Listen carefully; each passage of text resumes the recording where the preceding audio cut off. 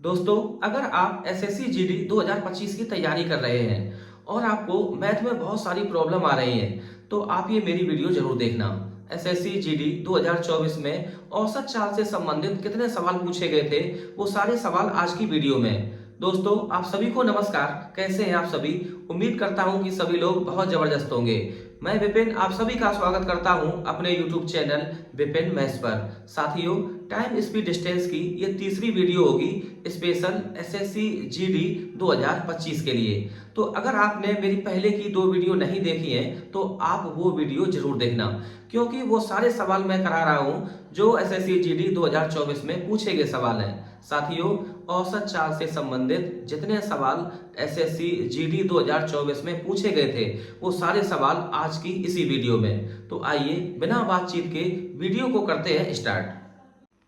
औसत चाल से संबंधित अगर कोई भी सवाल आता है तो इसके अलावा कुछ भी यूज नहीं होना है। केवल आपको एक छोटी सी बात याद रखनी है कि औसत चाल बराबर कुल तय की गई दूरी बटे कुल लगा समय। इसके अलावा आपको कोई भी फार्मूला रखने की जरूरत नहीं है। तो आइए अब आते हैं सीधे सवालों पर। और ध्यान रखना साथियों, सारे सवाल जीडी 2024 में आए हुए सवाल, और एक ही वीडियो में आपको एवरेज स्पीड से संबंधित सारी जो दिक्कतें हैं वो खत्म हो जाएंगी। तो लेते हैं सीधे सवाल। लेते हैं आज की क्लास का पहला सवाल, और बेहद खूबसूरत सवाल। एक आदमी एक निश्चित दूरी का आधा भाग 45 किलोमीटर प्रति घंटा की चाल से तय करता है। वह शेष दूरी का 40% भाग 8 किलोमीटर प्रति घंटा की चाल से तय करता है और अंत में बाकी दूरी 24 किलोमीटर प्रति घंटा की चाल से तय करता है। पूरी यात्रा के दौरान उसकी औसत चाल कितनी है? बड़ा जबरदस्त सवाल। तो सबसे पहला काम साथियों, अगर आपको इस टाइप का सवाल मिले तो सबसे पहला काम है कि डिस्टेंस का रेशियो आप बना लें। कैसे? देखो, यहाँ लिखा है 40%। तो परसेंट से दिमाग में आया कि आप थोड़ी देर के लिए टोटल डिस्टेंस को मान लो 100 किलोमीटर। तो अगर दूरी 100 किलोमीटर है तो उसका आधा भाग ये बनता है 50 किलोमीटर। तो 50 किलोमीटर की डिस्टेंस ये तय की गई है 45 किलोमीटर प्रति घंटा की चाल से। तो ये 45 किलोमीटर प्रति घंटा की चाल से। शेष दूरी का 40%। शेष जो डिस्टेंस बची है 100 से 50 कम 50, और 50 का 40% 20। तो आगे की जो 20 किलोमीटर की डिस्टेंस है वो तय हुई है 8 किलोमीटर प्रति घंटा की चाल से। करा शेष दूरी, टोटल डिस्टेंस मानी 100 किलोमीटर, 50 प्लस 20 70। तो शेष जो दूरी बची है वो 30 किलोमीटर। तो आगे की 30 किलोमीटर की डिस्टेंस ये तय होती है 24 किलोमीटर प्रति घंटा की चाल से।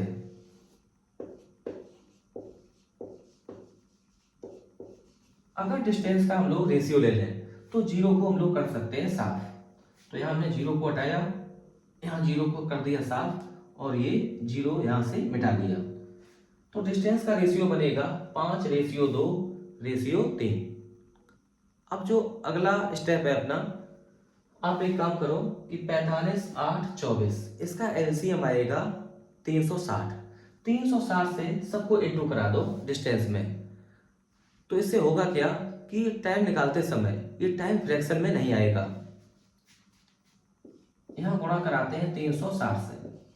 तो यहां इंटू 360 इंटू 360। बस अब आप फार्मूला लगा दो कि औसत चाल बराबर कुल दूरी बटे कुल समय। तो total distance 360 into 5 plus 360 into करेंगे 2 से, प्लस 360 इंटू 3। अगर 360 को कॉमन ले लें तो 5 प्लस 2 7 प्लस 3 10। तो 360 इंटू 10 मतलब 3600। तो कुल चलेगी दूरी है 3600 बटे कुल लगा समय। समय निकालेंगे साथियों, 45 किलोमीटर प्रति घंटा की चाल से 5 गुणा 360 किलोमीटर जाने में लगा समय। तो 45 360 को डिवाइड करेगा 8 बार, 8 का 5 में गुणा कराएंगे 40। तो 40 घंटे यहां लगे, प्लस 8 360 को डिवाइड करेगा 45 बार, 45 का डबल 90। प्लस 24, 360 को डिवाइड करता है 15 बार, 15 का 3 में गुणा, तो ये आएगा 24 इसको डिवाइड करेगा 15 बार, 15 का 3 में गुणा 45 प्लस 45। अब इसे करते सॉल्व, तो ये बनेगा 3600 बटे 90, 40, 130, 45 जोड़ेंगे तो ये आएगा 175। यही एवरेज स्पीड है, 3600 बटे 175 किलोमीटर प्रति घंटा।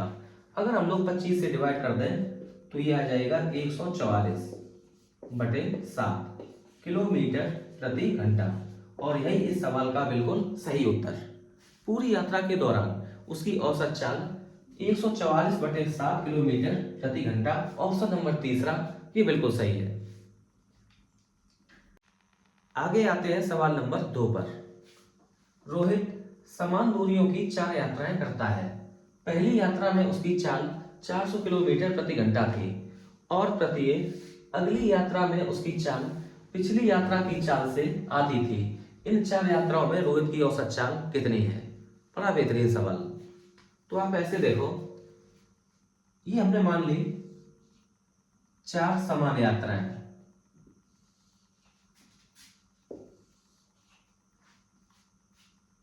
बोला गया है कि पहली यात्रा में उसकी चाल 400 किलोमीटर प्रति घंटा, तो यहां स्पीड है 400 किलोमीटर प्रति घंटा।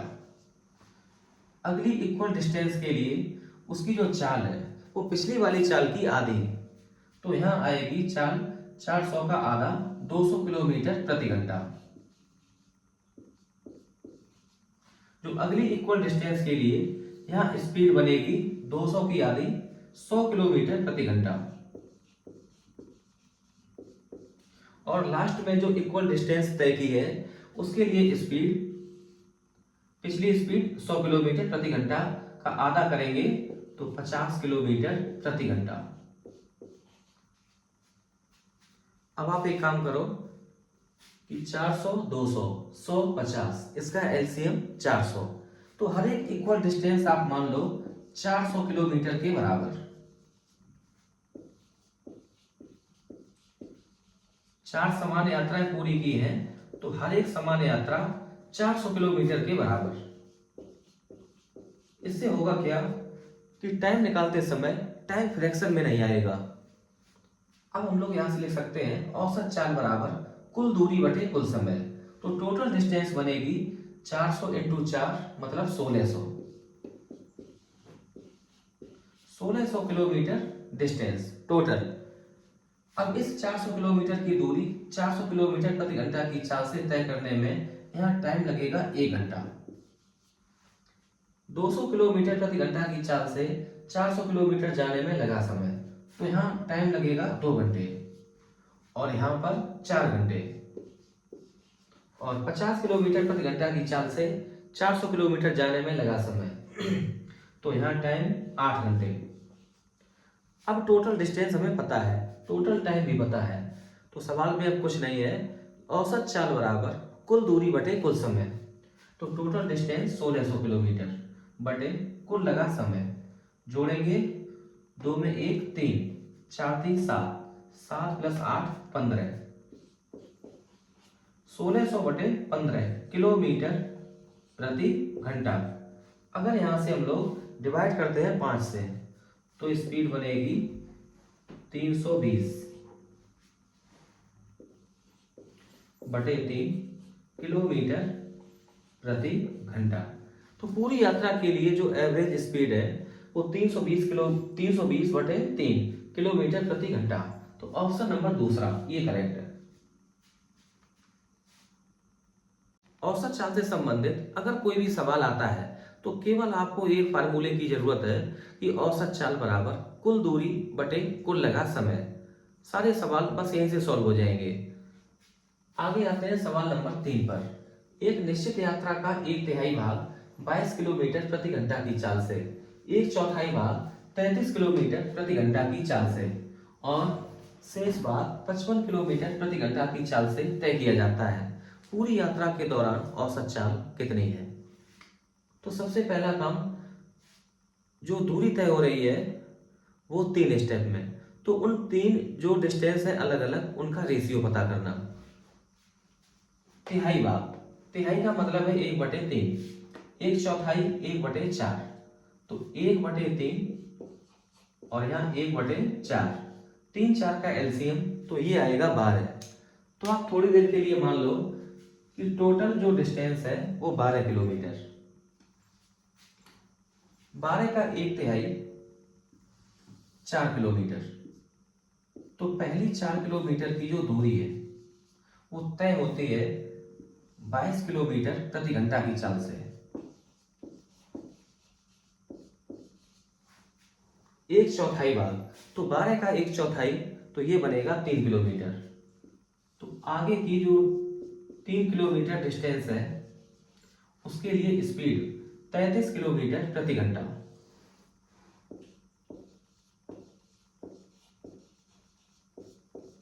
शेष दूरी 4 3 7, टोटल मानिए 12।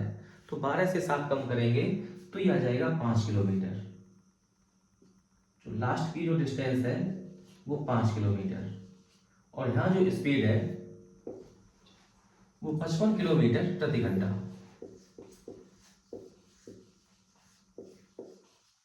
तो डिस्टेंस का रेशियो मिल गया 4:3:5। अब आप एक काम करो कि 22 33 और 55 इसका एलसीएम, तो इसका एलसीएम बनेगा 330। 330 से कर दो गुणा। टाइम निकालते समय टाइम फ्रैक्शन में नहीं आएगा, सब में गुणा करा दो 330 से, बस। अब आप यहां से लगा दो कि औसत चाल बराबर कुल दूरी बटे कुल समय। Total distance 330 into 4 plus 330 into 3 plus 330 into 5। अगर 330 को कॉमन ले लें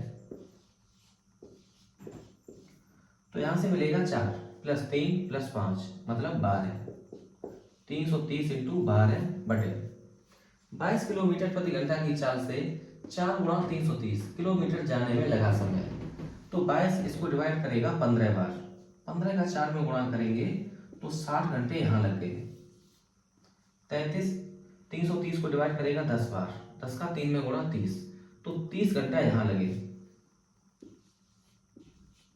और 55 330 को डिवाइड करेगा 6 बार, 6 का 5 में गुणा 30, तो 30 घंटे लगे यहां। तो यहां जोड़ दो आप 30 घंटे, तो कुल लगा समय है 120 घंटे। तो डिवाइड कर दो आप 120, तो यही चाल आ जाएगी किलोमीटर प्रति घंटा। तो आप देख पा रहे होंगे 0 से 0 कैंसिल, 12 से 12 कैंसिल, तो बचेगा 33। तो पूरी यात्रा के दौरान जो औसत चाल है वो 33 किलोमीटर प्रति घंटा। यही अपना इस सवाल का सही उत्तर। तो ऑप्शन नंबर तीसरा ये करेक्ट है। उम्मीद है ये बात आपको बहुत अच्छे तरीके से समझ में आई होगी। बिल्कुल डिक्टो सवाल है क्वेश्चन नंबर 4। एक यात्रा की 2/5 दूरी 45 किलोमीटर प्रति घंटा की चाल से तय की जाती है और शेष दूरी 63 किलोमीटर प्रति घंटा की चाल से तय की जाती है। पूरी यात्रा के लिए औसत चाल कितनी है? तो बिल्कुल सेम सवाल। तो आप सबसे पहले ऐसे देखो कि 2/5 दूरी ये तय होती है 45 किलोमीटर प्रति घंटा की चाल से। जो शेष डिस्टेंस बची है वो 3/5। 3/5 दूरी ये तय होगी 63 किलोमीटर प्रति घंटा की चाल से।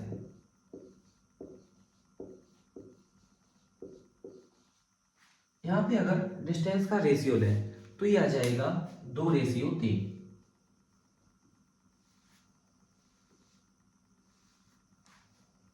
45 और 63 का एलसीएम 315, तो आप इंटू कर दो 315 से।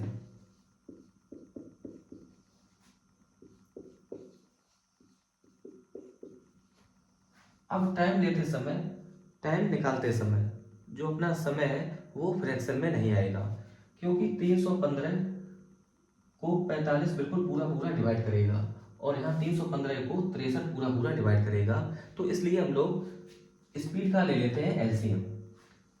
अब औसत चाल बराबर कुल दूरी बटे कुल समय, तो total distance 315 into 2 plus 315 into 3। तो आप 315 को अगर कॉमन लेंगे तो यहाँ से 2, यहाँ से 3 जोड़ेंगे 5, तो टोटल डिस्टेंस है 315 गुणा 5। अब 2 गुणा 315 किलोमीटर की दूरी 45 किलोमीटर प्रति घंटा की चाल से जाने में लगा समय। 45 इसको डिवाइड करेगा 7 बार, तो 7 का डबल 14, तो 14 घंटे यहाँ लगे। 63 315 को डिवाइड करता है 5 बार, तो 5 का 3 में गुणा 15, तो 15 घंटे यहाँ लगे। तो कुल समय लग गया 15 प्लस 14 मतलब 29 घंटे। तो 29 से कर दो आप डिवाइड, यहाँ गुणा करेंगे तो ये 25, हाथ में 2 और ये 7, 5 दिया 15, डिवाइड करेंगे 29 से, तो बराबर ये भाग जाएगा 5 बार, 145 बचेगा 12, 125। फिर ये डिवाइड करेगा 4 बार, 29 का जब 4 में गुणा करेंगे तो ये आ जाएगा 116, ये बचेगा 9, पॉइंट लगाएंगे फिर बढ़ाएंगे 0, हो जाएगा 90। फिर ये डिवाइड करेगा 3 बार, तो लगभग 54.3 किलोमीटर प्रति घंटा। तो एवरेज स्पीड रहेगी 54.3 किलोमीटर प्रति घंटा। तो हमें ऑप्शन सही करना होगा, ऑप्शन नंबर दूसरा, लगभग 54 किलोमीटर प्रति घंटा। बड़ा बेहतरीन सवाल है साथियों। क्वेश्चन नंबर 5, मानव ए से प्रारंभ करता है और 29 घंटे में बी पर पहुंचता है। वह 2/9 दूरी 9 किलोमीटर प्रति घंटा की चाल से और शेष दूरी 12 किलोमीटर प्रति घंटा की चाल से तय करता है। ए और बी के बीच की दूरी कितनी है? तो सबसे पहले हमें निकालना होगा एवरेज स्पीड कितनी है, और वो पुराने तरीके से। और जैसे ही अगर हम लोग एवरेज स्पीड औसत चाल निकाल ले गए तो फिर सवाल में कुछ नहीं है, हमें निकालनी है डिस्टेंस। डिस्टेंस बराबर औसत चाल इंटू कुल लगा समय, और हमें समय पता है 29 घंटे। तो कुल मिला के इस सवाल में हमें सबसे पहले निकालनी होगी एवरेज स्पीड। तो शुरुआत करेंगे सेम पिछले वाले सवाल जैसे। 2/9 दूरी 9 किलोमीटर प्रति घंटा की चाल से, तो ये डिस्टेंस 2/9 और यहाँ स्पीड है 9 किलोमीटर प्रति घंटा। तो शेष दूरी रहेगी 1 माइनस 2/9, तो ये 7/9 और यहाँ स्पीड है 12 किलोमीटर प्रति घंटा। यहाँ डिस्टेंस का रेशियो आ जाएगा 2:7। यहाँ 9 को हम हटा दें, 9 हो जाएगा कैंसिल, तो रेशियो बनेगा 2:7। 9 और 12 का एलसीएम 36, तो अब 36 से करा दो गुणा, इंटू 36 इंटू 36। तो औसत चाल बराबर कुल दूरी बटे कुल समय। तो टोटल डिस्टेंस बनेगी, 36 को अगर कॉमन ले लें तो यहाँ 7 प्लस 2 9, तो 36 इंटू 9 बटे कुल लगा समय 9 किलोमीटर प्रति घंटा की चाल से 72 किलोमीटर जाने में लगा समय। तो यहाँ टाइम लगेगा 8 घंटे के बराबर, और यहाँ टाइम लगेगा 12, 36 को डिवाइड कर देगा 3 बार, तो यहाँ जाएंगे 21 घंटे।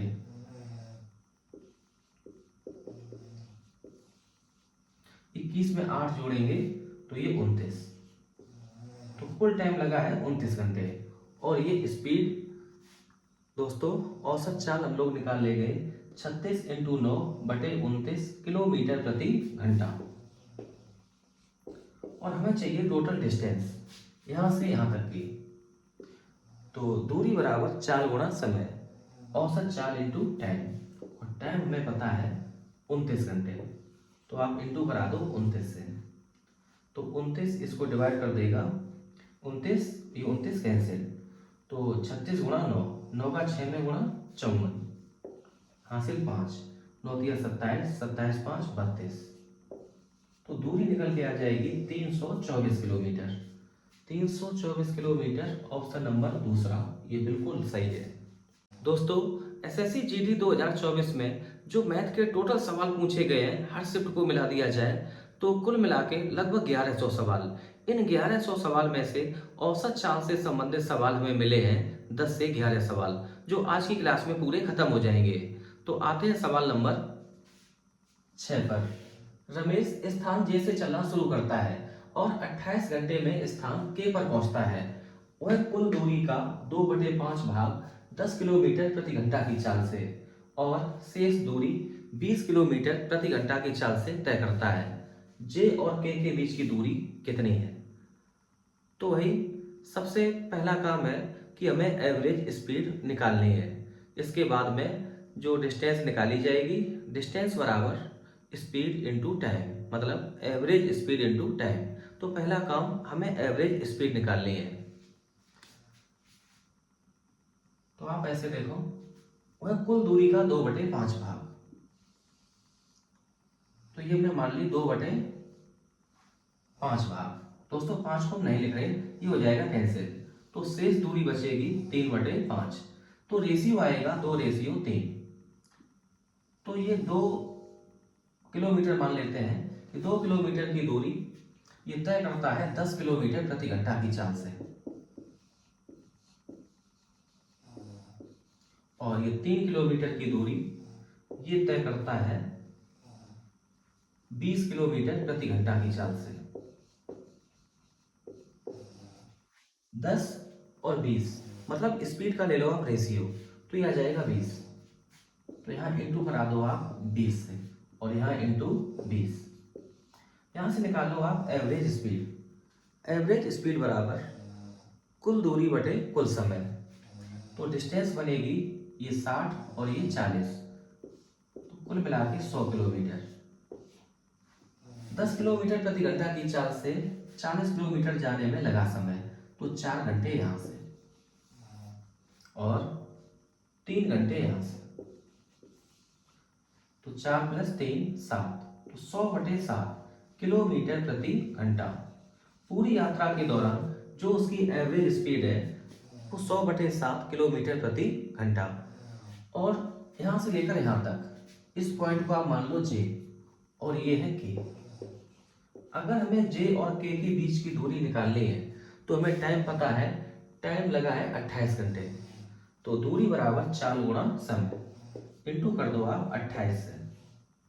7 28 को डिवाइड करेगा 4 बार, 100 का 4 में गुणा करेंगे तो ये आ जाएगा 400 किलोमीटर।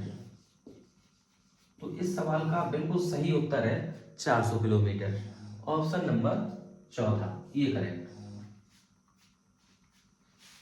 इसको देखना साथियों बहुत ध्यान से, बड़ा तगड़ा सवाल है। एक व्यक्ति Q से S तक 45 किलोमीटर प्रति घंटा की चाल से जाता है और एक निश्चित चाल से S से Q तक वापस आता है। यदि उसकी औसत चाल 36 किलोमीटर प्रति घंटा है तो S से Q की ओर वापस आते समय उसकी चाल कितनी थी? बड़ा बेहतरीन सवाल। तो आप ऐसे मान लो कि ये पॉइंट है Q और इस बिंदु से S तक की जो डिस्टेंस है वो आप ऐसे मानेंगे कि जाने वाली चाल है 45 किलोमीटर प्रति घंटा और आने वाली चाल ये हमें निकालनी है ऐसे Q की ओर वापस आते समय। और ऑल ओवर जो औसत चाल रही है वो पता है 36 किलोमीटर प्रति घंटा।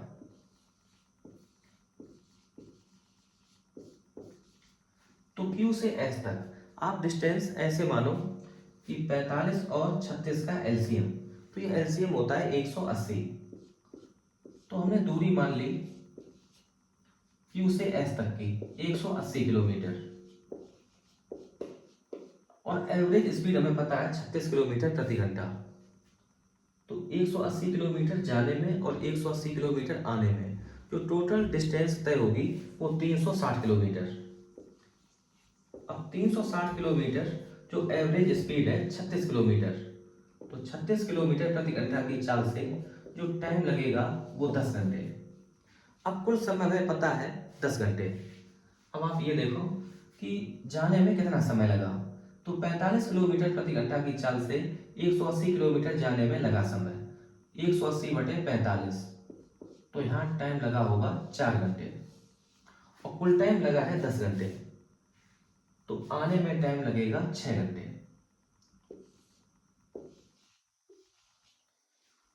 अब वापसी आते समय जो डिस्टेंस है 180 किलोमीटर, ये दूरी तय हुई है 6 घंटे में। तो 1 घंटे में कितनी? 180 बटे 6 बराबर 30 किलोमीटर प्रति घंटा। यही इस सवाल का सही उत्तर। तो ऐसे क्यू की ओर वापस आते समय जो औसत चाल है वो 30 किलोमीटर प्रति घंटा। तो ऑप्शन नंबर पहला ये करेक्ट है। देख लो साथियों, फिर से वैसे ही सवाल है। आप समझ सकते हैं कि इस टाइप के सवाल कितने इंपॉर्टेंट है। हर शिफ्ट में इस टाइप के सवाल आए थे। क्वेश्चन नंबर 8, विपिन किसी यात्रा की एक तिहाई दूरी 30 किलोमीटर प्रति घंटा की चाल से और शेष दूरी 40 किलोमीटर प्रति घंटा की चाल से तय करता है। यदि उसे पूरी यात्रा में 12 घंटे लगते हैं तो यात्रा की दूरी कितनी है? तो सबसे पहला काम औसत चाल निकालना। एक तिहाई दूरी वो जाता है 30 किलोमीटर प्रति घंटा की चाल से, तो शेष दूरी रहेगी 2 तिहाई। तो रेशियो बनेगा 1:2 और यहाँ स्पीड है 30 किलोमीटर प्रति घंटा और शेष दूरी वो चलेगा 40 किलोमीटर प्रति घंटा की चाल से। 30 और 40 का एलसीएम, तो ये आएगा 120। 120 से करा दो गुणा, इंटू 120 इंटू 120। अब आप निकाल लो औसत चाल। औसत चाल बराबर कुल दूरी बटे कुल समय। तो टोटल डिस्टेंस है ये 240 और ये 120, तो ये बनेगी 360। लगा कुल समय, तो 120 किलोमीटर जाने में 30 किलोमीटर प्रति घंटा की चाल से कितना समय लगेगा? तो यहाँ टाइम लगेगा 4 घंटे और यहाँ पर 40 इसको डिवाइड करेगा 3 बार, 3 का 2 में गुणा 6, तो यहाँ 6 घंटे।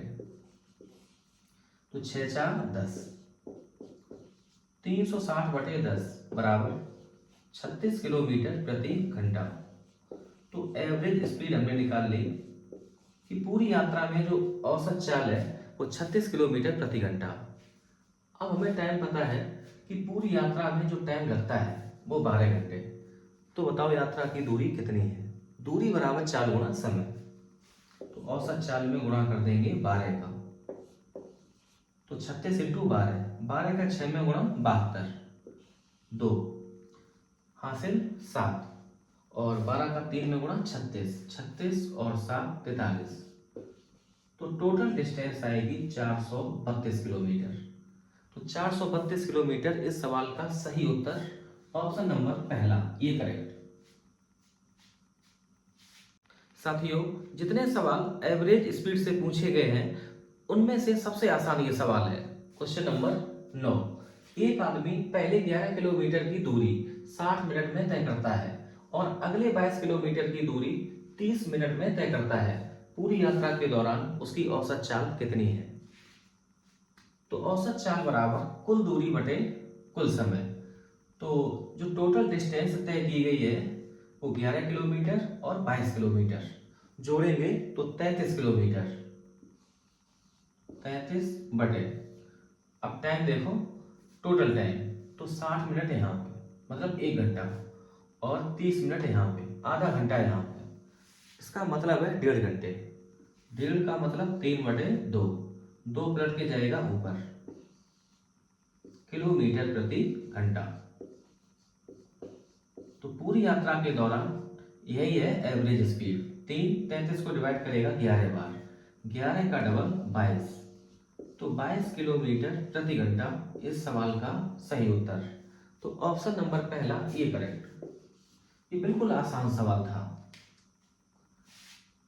आज की क्लास का 10वां सवाल। एक निश्चित यात्रा का एक तिहाई भाग 24 किलोमीटर प्रति घंटा की चाल से, एक चौथाई भाग 36 किलोमीटर प्रति घंटा की चाल से और शेष भाग 60 किलोमीटर प्रति घंटा की चाल से तय किया जाता है। पूरी यात्रा के लिए औसत चाल क्या होगी? तो बिल्कुल डिक्टो सवाल जैसे हम लोग पीछे सवाल करते चले आए हैं। तो साथियों, इसी टाइप के सवाल आए थे 2024 एसएससी जीडी में। तो करते हैं सवाल को। एक तिहाई और एक चौथाई, 1/3, 1/4, 3 4 का एलसीएम 12। तो अगर हम थोड़ी देर के लिए टोटल डिस्टेंस मान लें 12 किलोमीटर, तो 12 का एक तिहाई बनेगा 4 किलोमीटर। तो 4 किलोमीटर के लिए स्पीड है 24 किलोमीटर प्रति घंटा।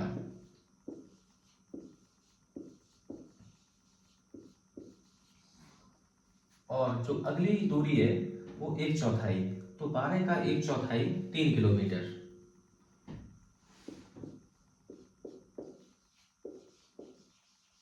तो अगली दूरी के लिए जो स्पीड है वो 36 किलोमीटर प्रति घंटा। शेष दूरी, टोटल डिस्टेंस मानी है 12 किलोमीटर, 4 + 3 7, तो शेष बचेगी 5 किलोमीटर। और लास्ट 5 किलोमीटर के लिए स्पीड ये है 60 किलोमीटर प्रति घंटा। और हमें चाहिए एवरेज स्पीड 24 36 60, इसका एलसीएम आएगा 360। तो 360 का करा दो गुणा,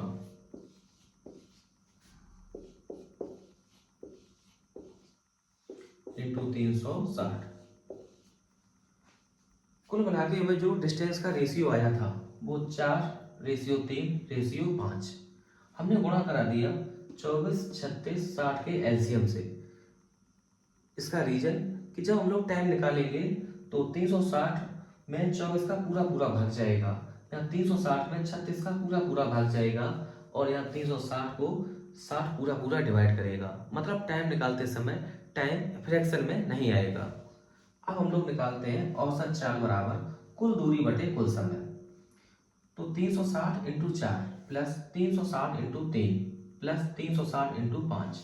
अगर हम 360 को कॉमन ले लें तो ये अंदर बचेगा 4 + 3 + 5 12, तो इंटू 12। तो ये हो गई कुल चली गई दूरी बटे कुल लगा समय। तो 24 360 को डिवाइड करेगा 15 बार, तो 15 का 4 में गुणा, तो यहाँ लगे 60 घंटे। 36 360 को 10 बार, 10 का 3 में गुणा 30, तो 30 घंटे यहाँ पे। और 60 360 को डिवाइड करता है 6 बार, 6 का 5 में गुणा 30, तो कुल मिला के 60 + 30 90, 90 30 120। तो टोटल टाइम लगा है 120 घंटे। बस इसे करते सॉल्व, तो 0 से 0 कैंसिल, 12 से 12 खत्म। तो एवरेज स्पीड निकल के आएगी 36 किलोमीटर प्रति घंटा। और यही इस सवाल का बिल्कुल सही उत्तर। तो ऑप्शन दूसरा ये करेक्ट है। तो साथियों, औसत चाल से संबंधित जितने सवाल पूछे गए थे एसएससी जीडी 2024 में, वो सारे सवाल हमने करा दिए आज की वीडियो में। साथियों, इसके अलावा कोई सवाल नहीं आया था जो औसत चाल से संबंधित हो। जितने सवाल वो सारे सवाल इसी वीडियो में। अगर आपने ये वीडियो अच्छे से देख ली तो हमें नहीं लगता कि औसत चाल से संबंधित कोई सवाल आएगा और आप लोग ना कर पाए। तो आज की वीडियो में बस इतना ही। वीडियो अगर पसंद आई हो तो प्लीज़ लाइक करें, इसको शेयर जरूर करें। वीडियो अंत तक देखने के लिए आपका बहुत शुक्रिया, बहुत मोहब्बत, बहुत प्यार। जय हिंद, वंदे मातरम।